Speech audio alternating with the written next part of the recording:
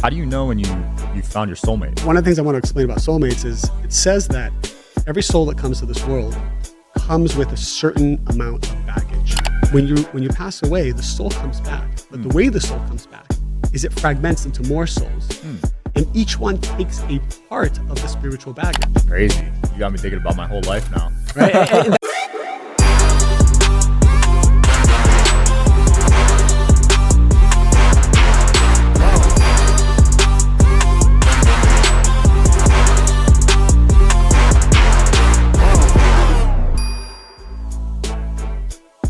Back to the show, guys. I'm your host, as always, Sean Kelly. Got with me an amazing guest for you guys today, co-founder of MaryRuth, David Ghiyam. How's it going? Nice to meet you. Thank you for having me. Absolutely, man. I can't wait to dive into your story because I was doing some research on you, and I'm super impressed with how you balance the business side and the spiritual side of your life. Appreciate that. Yeah, so let's walk through it. I know you went on sort of a spiritual journey at a young age, right? Yes. I actually started to make a few $1 million when I was just a teenager in the stock market. I was a hustler. And then I had somebody introduce me to a spiritual path called Kabbalah. I was resistant at first, but after I took my first class, I'm like, this is the secrets of the universe. Changed my life and never looked back since. That's insane. So I've actually never heard of Kabbalah until I did some research on you. What exactly is that? Yeah, a lot of people don't know or they have misconceptions about it. Kabbalah is universal spiritual wisdom for every soul in this world. And it started with Abraham, and eventually different religions kind of morphed from that. But if a person wants to understand the purpose of their life, the technology of the soul, why they're going through what they're going through, the secrets of soulmates, love, healing, intuition, everything, it's the wisdom of Kabbalah. Wow. So how can people get more in touch with their soul? I feel like that's sort of a lost art over the years with social media and the digital age. Yeah, so what the Kabbalists explain is that there are two worlds, and you can play by the rules of either one. There's the physical world, but the problem with the physical world and our five senses is this is already the effect. It's not the seed level of what's happening. If you can tap into the spiritual laws and tap into elevating your consciousness and understanding why things are happening and living by those rules, then you create a massive effect and control over the physical world. So a lot of people, the reason why they feel like they're on a hamster wheel or they feel like they're not manifesting is because they're just dealing with the shadow, just dealing with the effect. Wow. And you've been great at being able to manifest things into your life. Yeah, I would say that had it not been for the wisdom of Kabbalah, I also would be spinning my wheels. But I started teaching this full-time as a volunteer. I took a vow of poverty as a volunteer since the age of 20 after I graduated college. Wow. And been giving seminars all around the world, private coaching, whatnot. And then at the age of 29, I realized that this wisdom was powerful for others to be successful. And then my wife and I, MaryRuth, we started the wellness brand that started off just as a little liquid vitamin company, but eventually kind of morphed into what it is today as a global brand. So you don't make any money teaching it? I did not make any money teaching it, no. Wow. Yeah, even until today, I created a masterclass called Kabbalah1.com, and all of the proceeds go to charity. Insane. And you've talked about the importance of soulmates and finding your soulmate. Yeah. How do you know when you found your soulmate? Number one question, people want to know how to find their soulmate and what that means. And there are a lot of people who are on the dating path and they're not connecting and they're not finding what's right for them. And one of the things I want to explain about soulmates is it says that every soul that comes to this world comes with a certain amount of baggage and what we call like the corrections of the soul. It's called tikkun.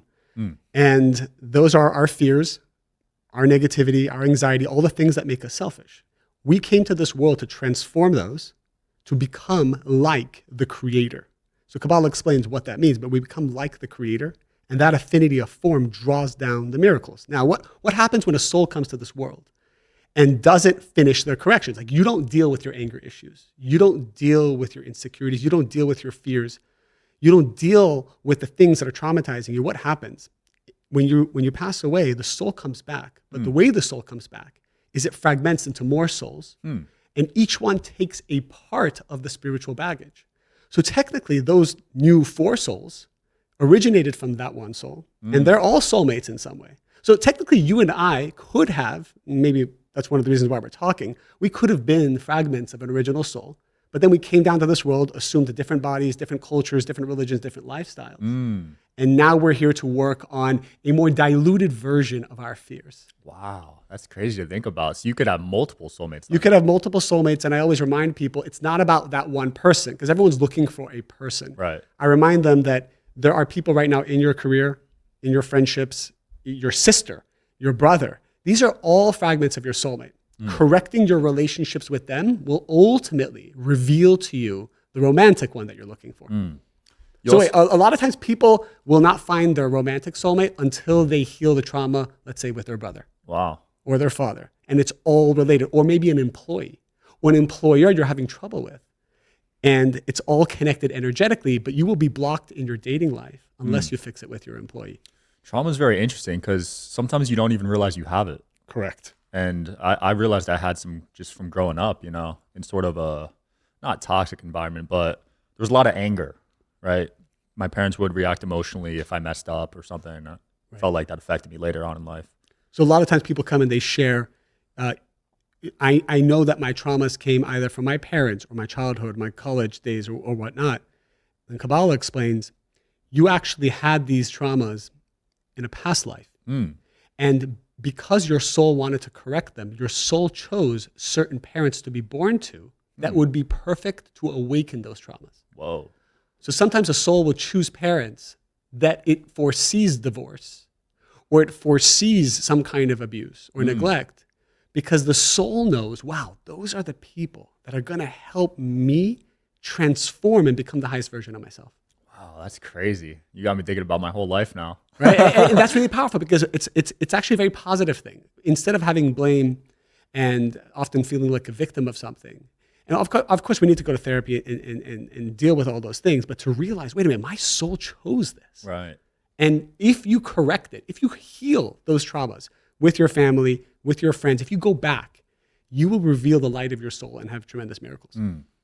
You also had an interesting opinion on feelings. You said never to trust your feelings. Now, there's a popular quote like always trust your gut, right? Yes. So you kind of have a counter. Yeah. So Kabbalah explains this as well, which is there's soul and body.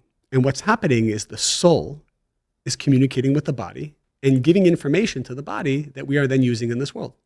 The soul is completely connected to what we call the light of the creator, which is like this endless positive force of energy that knows everything. It's the universal energy that even if you're an atheist, you do believe there's some kind of universal energy that is controlling the show. And this energy is communicating with the soul, and that's amazing. Then the soul is communicating with the body and telling it, hey, this is a bad partnership. Hey, this isn't meant for you. Or hey, this is good for you.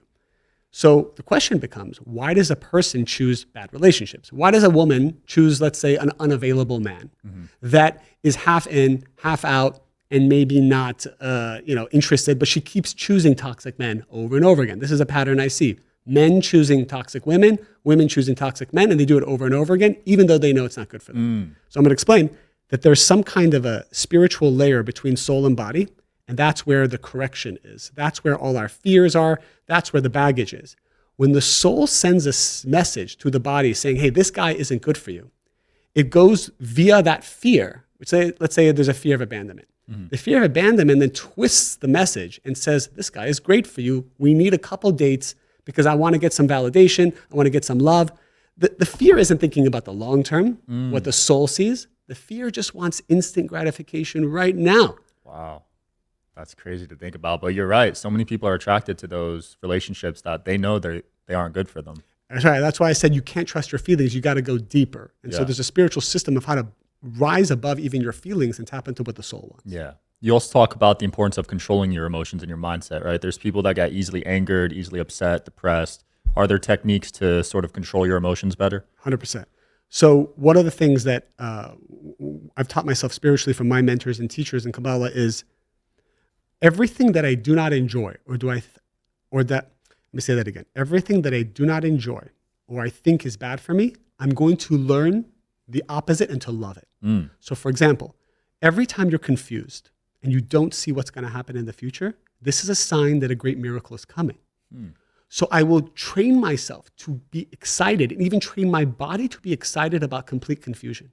When you wake up in the morning sad or depressed or fearful of the day, you have to train yourself. This is a test. It is something that has waited lifetimes to come to you, and it is the vessel for the miracles that are about to be revealed. So we must get excited about that. Now, the body and the ego say, no, no, no. It just wants instant gratification and to remove pain. Your ability to rise above that and to love confusion will make you the strongest personality and human being to be successful in any part of life. Wow. And you're a living testament of that. I mean, you built a 9-figure brand, and that's all through mindset, right? I would say that obviously there's a lot that happened there, but when we started MaryRuth's, there was no vision of a global brand. It was just, hey, we got to make ends meet and do what we love to do and help people. We created an incredible product which didn't exist at the time. And we learned and mastered the Amazon system. And that was the original way that it spread out. Right. Now we're ubiquitous and we're everywhere. But there's no doubt that mindset played a massive role in this. Because I'll tell you something really powerful. I have someone that I'm coaching, for example, and he keeps building businesses, and he's able to scale to 10 million of revenue easily. Something always happens at 10 million of revenue. There's a lawsuit, something falls apart, the employees leave, the product malfunctions. This person, every time he hits that revenue tier, there's a problem. So what's going on here? It means that something in his mindset is afraid to go above 10 million. So he is subconsciously sabotaging the growth. Wow. But he does believe he can get to 10 easily. For example, Elon Musk thinks it's easy to go to Mars.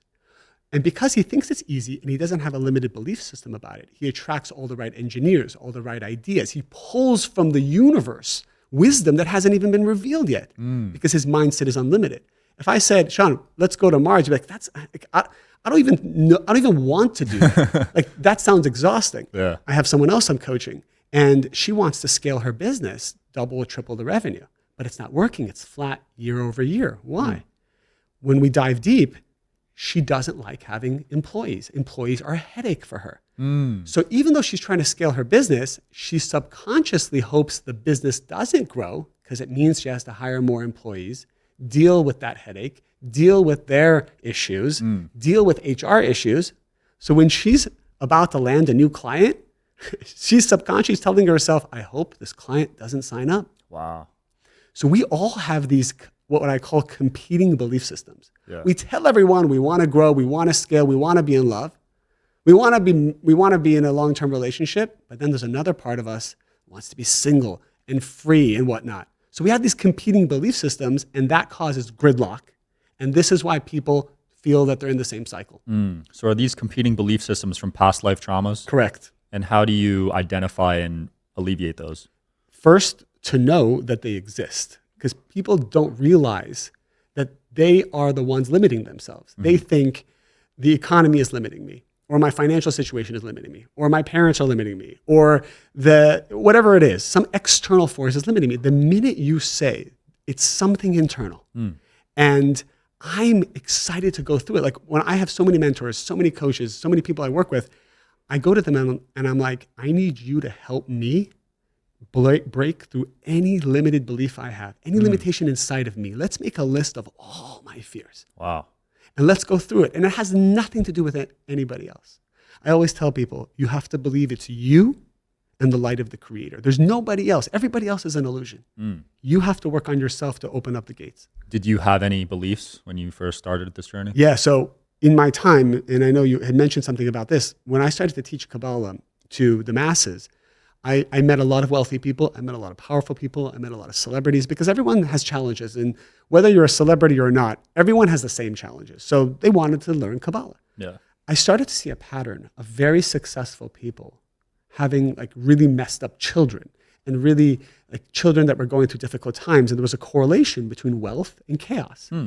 Subconsciously over time, I started to develop my own limited belief system that wealth is actually bad, or too much wealth is bad. And so I never really wanted to become wealthy or have abundance, because I saw that with that came so much chaos. Actually, MaryRuth was the one who pointed out to me that that's a limited belief system. You can have both, and you need to cleanse yourself of that. And that began the work of removing that blockage. And as soon as I did, the business grew immediately. It wasn't like some crazy idea we came up with. Yeah. The idea of how to be successful came when I cleansed the limited belief system. So when you say cleanse, what's the process of going through a cleanse? It's a great question. I would say first to recognize that it exists. The Kabbalists say 99% of the spiritual work is to recognize and realize what it is, and then to get to a place that you are 100% sure it is what's limiting you. The body is designed in such a way that when it recognizes a virus, it begins to attack the virus and remove it. Right. The soul has the same kind of spiritual immune system. When it sees a limited belief that is holding it back, it will begin the process of attacking it and removing it and cleansing it for you. Our problem is we think these limited beliefs are helping us. For example, somebody who's a control freak or has anger issues and is using it to control people, maybe by doing so, he does become temporarily successful. So he tells himself, it's good to be controlling. It's good to be this way. And so he's reinforcing this limited belief system. So he's confusing his soul. He's telling his soul, it's half good, half bad. Right. That's the problem. We don't truly believe it's bad. It's serving us in some way. It's giving us instant gratification in some way. So we are still holding on to it. One thing I'm really impressed with you is you're able to run a company with your wife. Most people, I wouldn't say most people, but some people believe that you shouldn't get into business with your spouse, right? Right. But walk me through what happened there. So that's a great point. And I think in most times, from what I've seen, it is messy and difficult, especially if both sides don't have spiritual tools to work through those challenges. Working with MaryRuth for me has actually brought us closer, has made us closer friends, and is actually really fun. But why is that? Number one, I give credit to MaryRuth because she's our CEO, she's our visionary, she's highly empathetic, she's invested in culture, and what she's really good at, which I think a leader must be good at, is to not have an ego about needing to do everything yourself. She identifies talent, she delegates that talent, and she gives them the space to grow. A lot of entrepreneurs, they reach a certain point and they get stuck because they're afraid to delegate. They're afraid to empower. They have control issues. They have fear. They don't think someone else can do it better than them, and they stay limited. Most of the successful CEOs I've ever met, they have one thing in common. They identify talent better than anybody, and they know how to delegate. The founder of Ring told me, I'm not a good entrepreneur. All I can do is find incredible people and empower them and build culture around them. And they're much smarter than me. And then he scaled his company and sold it for billions of dollars to Amazon. So what MaryRuth did with me is she's like, David, here are your talents. You're good at growth. You're good at networking. You're good at marketing. Like even on this podcast, she's like, you need to go on it because this is what you're good at. She didn't have an ego about coming on your show and having it be her, even though she's the face of the brand. Right. So she empowers me to stay in my lane. She basically says, here are your job descriptions. Here are mine. Help me and support me in mine. I will help you and support you in yours. And whenever there's conflict, let's communicate and talk about it. And that's what's really worked for us. Powerful. So you set clear boundaries. Clear boundaries. And here's where a lot of in companies, if you have 2 employees or 10 employees or 100 employees, we happen to have like about 160, and we see this all the time. If you don't clearly outline to your employees what you expect of them, the KPIs, the goals, and the incentives, they do not assume they will figure it out on their own. And a lot of times people are frustrated with their employees because they have not created the boundaries ahead of time and the goals ahead of time. Yeah, I love that. Yeah, if you don't give them guidelines, they're just going to do the bare minimum, right? 100%. And in relationships, people do not communicate what their needs are, what they want, what their goals are. And sometimes they don't know themselves, which is fair. Yeah. But communication about what you need and what you want and what works for you and what doesn't work for you is so important. Like if somebody's going out dating right now, I would find out as soon as possible what didn't work for you in other relationships. What did the other person do that hurt you, that scared you, that made you feel uncomfortable, that made you feel unsafe? Be highly curious about what works and doesn't work for the person so that you can be a true giver. I love that. I got to ask this because he's one of my idols, but Please. How did you get Gary Vee involved with the company? Oh, that's a whole nother amazing story. So I remember it was like probably 7-8 years ago. We were so broke, even as we were building the business and the business was growing. We didn't have any money. And I remember MaryRuth was like, she was watching these inspirational videos of Gary Vee. And she said to me, one day we're going to do a collab. This is like when we're doing like not even $1 million of revenue. Yeah. We're going to do a collab with Gary Vee and he's going to be on the board of our company. Wow. And I looked at her and I'm like, oh, like, okay. Like, I don't even know where you pulled that from. Like we're just building a little business for a little cash flow right now. But she had a whole nother vision and she has no like limited belief system. She just keeps thinking endlessly. So fast forward about 7-8 years,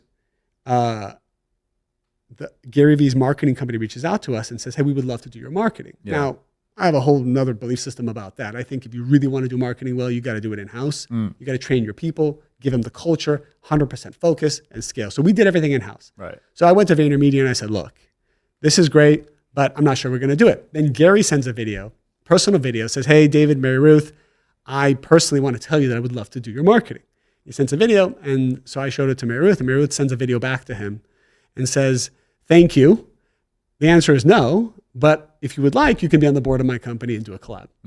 So he reaches back and says, let's go have breakfast when I come down to LA. We went to this nice little coffee shop. We sat for an hour and a half. He is amazing. Everything you see is really him. Wow. He is amazing. He's brilliant. He's a visionary. He sees the lane immediately. He saw things about our company that we didn't even see. And he picked it up in like 1 second. Insane. After a couple conversations, he ends up being on the board. We speak quarterly and sometimes in between with his team, and they're really helping us with growth and scale. I love that. I mean, the company's doing insane growth, 165 million in revenue last year. When you look back at like important decisions you had to make, what stands out to you? Important decisions we had to make, I would say something that we do regularly is we look at our talent roster and we go through it and we say, okay, who needs support? Who needs help? I call my executives and I'm like, what keeps you up at night? What's holding you back? Where are you limited? I've learned that employees will not tell you how they feel. Either they don't know, they're afraid, or they have their own reasons. You as a leader have to reach out to your employees. Ask them, what keeps you up at night? What's bothering you? Are you incentivized properly? Where's there conflict in the company? To remove all conflict, to remove the employees that are hurting others, that are potentially being an other people, that are not living by the culture of your company, to vet your company regularly and either level up those people or transition them out, because that is energetically holding back the company. And something else I'll tell you, every department has a leader. That leader has a mindset and a belief system about growth. That whole department is limited by the mindset of their leader. If a leader doesn't think that the growth is possible, he will transfer those fears and those limitations down to the people that report to him. And then that keeps that whole department stuck. Wow. So one of my jobs is to go from department to department to see what is the mindset of the leader. Is it endless? Where are the blockages? Because they're not going to be rowing as fast as we are rowing in other departments. Once one department falls behind, then the whole company stagnates and growth doesn't happen. Wow. It's like a well-oiled machine. It has to be a well-oiled machine. We have to look at product and innovation. Is that well-oiled? Are they thinking endlessly? Are they pushing past their limitations? We have to look at customer service. Are they doing the same? We have to look at the finance department, the HR department, and to identify where people are blocking the energy. Everything is energy, and I look at businesses in the same way. I just look at it as energy. I'll sometimes walk into a person's place of work. I walked into your studio, and what did I love about it? You run a well-oiled machine. Every single person knows what to do, what to say. I even noticed that your staff, first thing they did is they introduced themselves, they looked me in the eye, they shook my hand, they told me who they were, and they told me what they're doing. You must have done something to train that. That is not something I normally see. People come in, they're in their mood, they just get their job done and they walk out. So what you're doing is you're creating this really positive energy, because even either consciously or unconsciously, that what people are feeling on your podcast is energy. There's enough content out there. Forget about content. There's thousands of pieces of endless content on TikTok. Why do we need more content? Right. People want to feel something, and you make them feel that way. And I noticed you created, like, even being in the Wynn Hotel, and just, people don't know what I'm seeing here being in the studio, but I'm telling you, I walked in and I felt there was flow. Now, as you scale and you grow, which I already told you, you're going to be even more massive than you are. You're going to hire more people. You're going to have more limitations. You're going to have more budgets and all these things. And that's when it gets complicated, when you start bringing in people with limited mindsets. Right. So you got to clear all that energy out. Yeah. No, I love what you said, because I always want to provide the best experience for the guest. I want them to remember coming on this podcast. There you go. You think about the guest so much, and then that transfers to your viewers and your audience. Yeah. One of the things I saw on your Instagram was, I thought this was super interesting, and I grew up in an environment where there were a lot of arguments. That was normal for me on a daily basis. You said starting arguments actually causes financial loss. Right. So it was the spiritual concept was that the Kabbalists revealed any place that you find like negativity and strife and division, not necessarily arguments, but division can cause the negative side, the negative energy to come in, and that siphons away wealth and causes poverty. So what is this idea? This idea is that our soul came to this world to remove all of its negativity, fears, and spiritual blockages.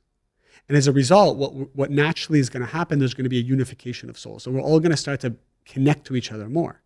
When we connect to each other, this vessel grows. And when the vessel grows, you start to draw down more wealth, more energy, more wisdom, more certainty. So for example, if I met you randomly and I decided to treat you with respect, human dignity, even pray for you, be close to you, what I've done now is I've united my vessel, my desire. So let's say it's an 8-ounce cup with your vessel, which is maybe a 20-ounce cup. And now I have 28 ounces. I'm benefiting from your vessel by loving you, caring for you, and having unity with you. Now, I can argue with you. My wife and I argue every day. Okay. We have disagreements all the time, but it doesn't get into division. I want to hurt you, chaos.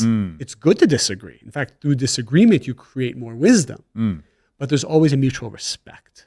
So what I'm telling people out there is, if you have scenarios in your life, in your family, friends, business partners, I see it all the time, and you have a division where there's tension, there's sarcasm, there's hurt and pain, you're not benefiting from a united vessel. As a result, you will not draw down the wealth you're looking to draw. We have to go and create unity as much as possible, at least in our immediate circle, with our family, with our friends, with our staff, with our employees, with our customers.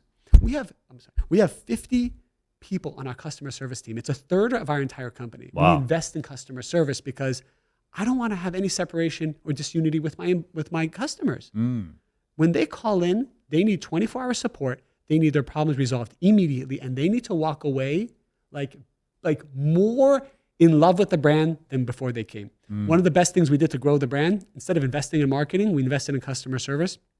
And any person who said, hey, I bought these liquid vitamins, I didn't enjoy it, I want a refund.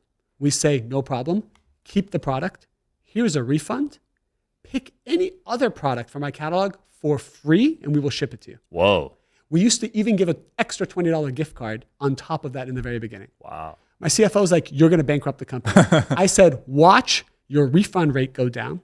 Watch a virality occur of customer service. So what happened was people would then just blast on Facebook posts everywhere to their mommy groups and their parent groups. And guys, you got it. This brand is amazing. Even if you don't like their product, they'll find a way for you to like them. They'll take care of you. You have nothing to lose. Go for it. So it's all about unity. It's all about listening. It's all about being curious and empathetic. Who cares about who's right? If you care about who's right, you're creating division. You're not benefiting from their vessel of energy. And you just have your own vessel of energy, which is limited. Yeah. I want your vessel. I want to unite all our vessels. Then I can draw down that energy. I love that. One thing I wanted to touch up on before we wrap this up, because you're one of the best I've seen at it, is networking.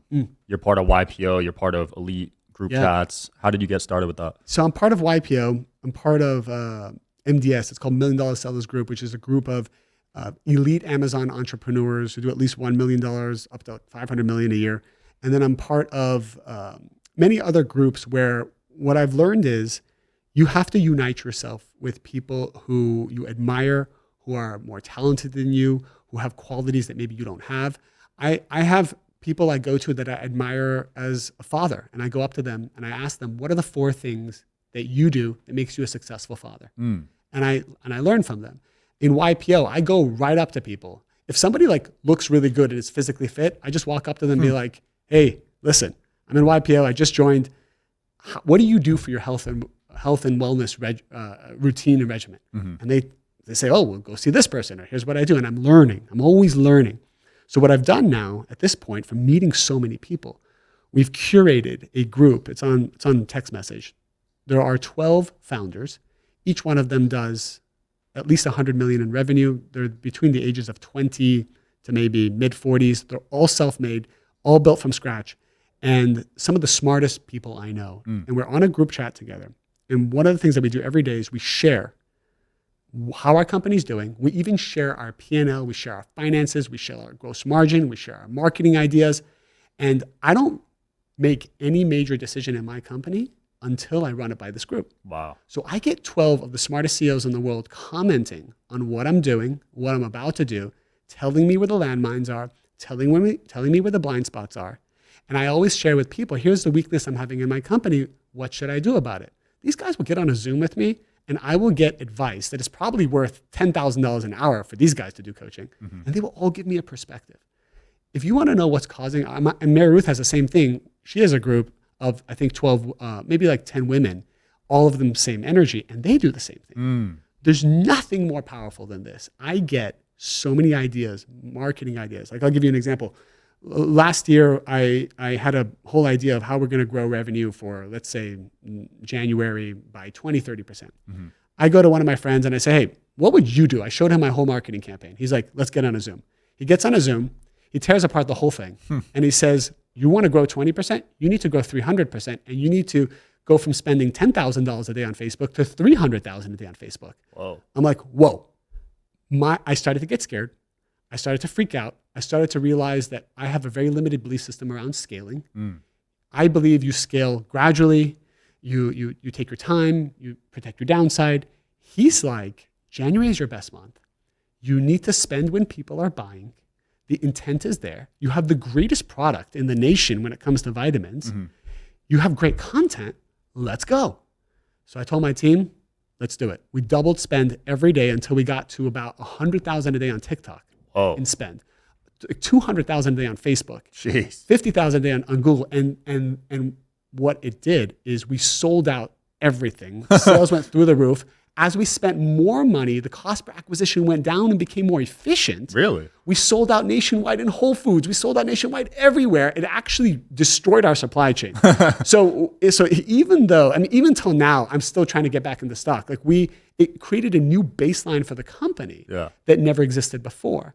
And so all because I listened to some 20-year-old person who was a good friend of mine, and he had no limited belief system around scaling.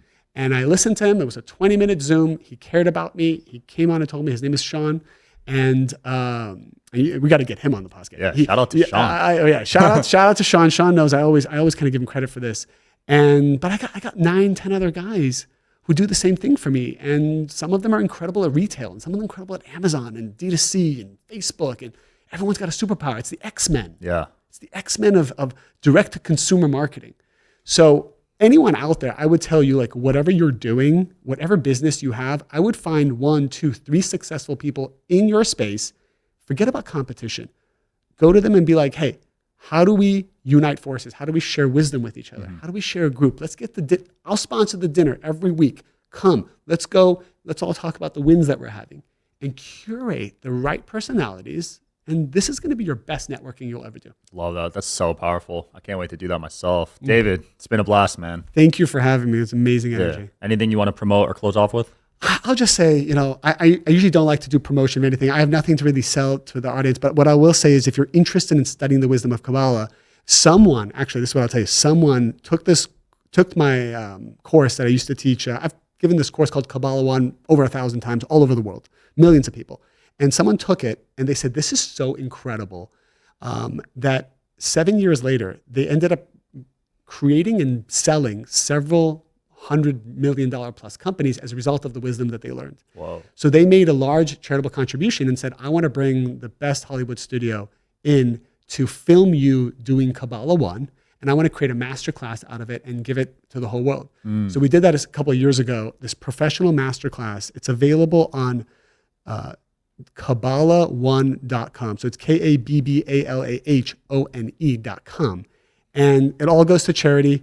And as a result, we put this out into the world. And this is how everybody's studying this incredible spiritual, practical wisdom to open up your mindset, help you find love, relationships, soulmates, new belief systems, and teach you the secrets to life. Wow. That's so powerful. I'll put it in the description. Thanks so much for coming on, man. Thank you for having me, Sean. Yeah, thanks for watching, guys, and I'll see you next time.